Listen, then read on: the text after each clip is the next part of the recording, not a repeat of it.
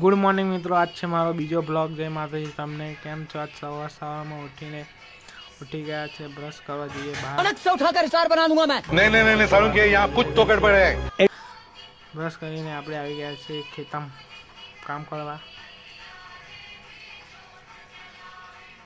ખેતરમાં જઈએ છીએ ચાલીને. પાછળમાં કાકા આવે છે.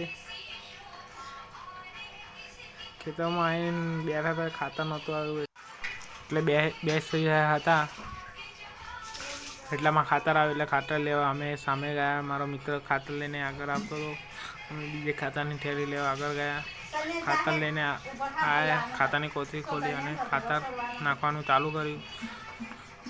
જોઈ શકો છો તમે, અમે ખાતર નાખીએ છીએ. આ બધા ખાતર નાખવા છે.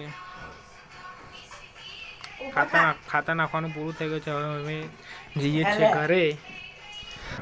તો આપણે આવી ગયા છે ઘરે જવાના રસ્તે.